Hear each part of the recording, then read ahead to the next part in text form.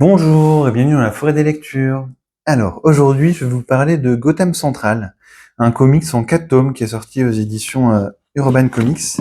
Alors moi, j'ai l'édition poche, l'édition de la collection Nomade, qui est vraiment une collection, n'hésitez pas à regarder ce qu'ils font parce que c'est vraiment une collection très qualitative, avec des bons bouquins bien édités en petit format et pour des prix pas trop abusifs. Par contre, le seul souci, c'est que j'ai l'impression que sur cette œuvre-là, les tomes sont plus fins que dans la version cartonnée, je sais pas combien, mais 25-30 euros. Et que du coup, on manque quand même, j'ai l'impression qu'en fait, c'est des histoires courtes qui s'enchaînent. Il y a beaucoup de liens entre les histoires courtes, mais on n'a pas tout. On n'a pas certaines histoires. Je me demande, peut-être que c'est faux, mais j'ai l'impression quand même que la pagination, c'est aussi en 4 tomes pour les cartonnés et que la pagination est plus importante. Mais si vous voulez plutôt préférer les formats moyens à prix réduit, je peux quand même vous conseiller, j'ai pas lu les deux donc je peux pas vous comparer, ou alors aller en médiathèque. Ce format poche m'a vraiment beaucoup plu, parce que du coup, Gotham Central, c'est un comics policier, un polar, qui se passe dans l'univers de Batman. Donc en fait, on va suivre plusieurs policiers dans un commissariat, des grands délits, des grandes affaires. On va voir leur quotidien, leur travail. Parfois, il va y avoir du Batman, parfois, il va y avoir du Joker, du Pingouin, du Double Face.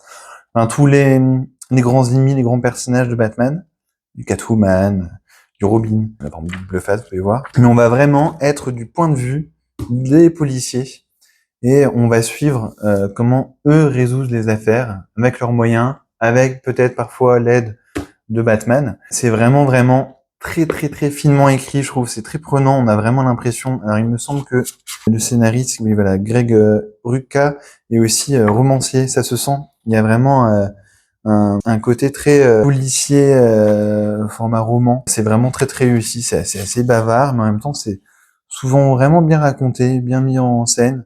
Alors, les passages avec de l'action, il n'y en a pas beaucoup, mais ils sont un peu plus confus.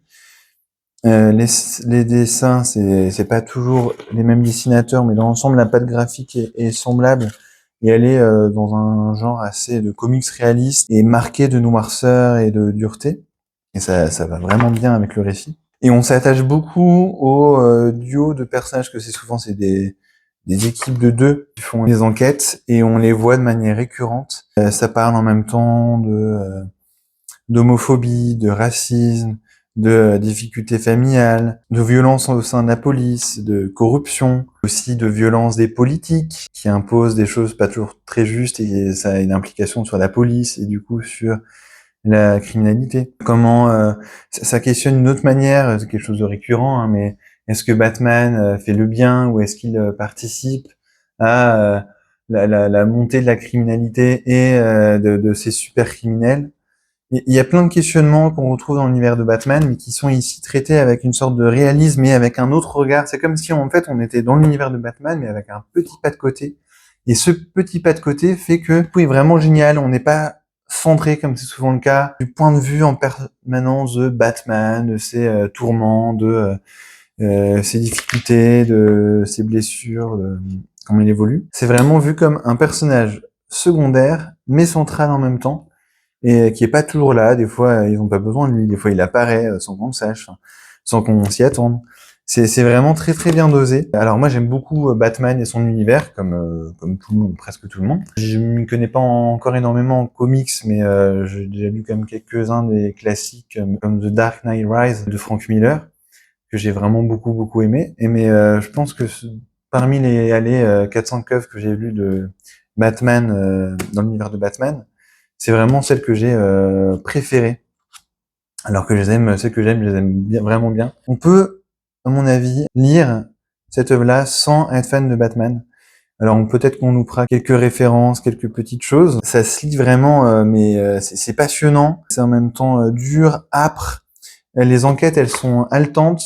Des fois, on a vraiment envie d'en savoir plus. Parfois, c'est des enquêtes d'un chapitre. Des fois, ça dure plus longtemps. C'est des plus grands segments.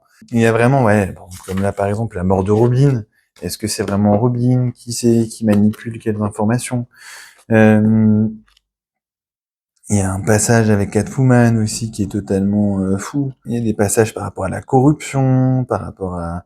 Enfin, c'est vraiment très bien. Des fois, on lorgne avec le fantastique, mais toujours avec ce côté très âpre, réaliste et polar, quoi. C'est vraiment un des meilleurs polars que j'ai lu en bande dessinée. Alors, n'hésitez pas à m'en recommander, hein, j'en ai pas non plus lu des milliers des cents, mais c'est vraiment hyper qualitatif. L'édition est très chouette, moi j'aime beaucoup ces formats moyens, là, ce papier, cette impression. C'est pas trop grand, pas trop cher, ça prend pas trop de place. Et bon, c'est dommage si j'ai loupé quelques histoires avec cette édition-là, mais voilà, je peux que vous recommander Gotham Central. Pour moi, c'est vraiment un indispensable du polar en bande dessinée, et j'ai vraiment adoré, et ça me donne encore envie de découvrir d'autres comics dans l'univers de Batman. Voilà, mais n'hésitez pas à me faire de recommandations. J'espère que ça vous aura plu. Au revoir et à bientôt, merci.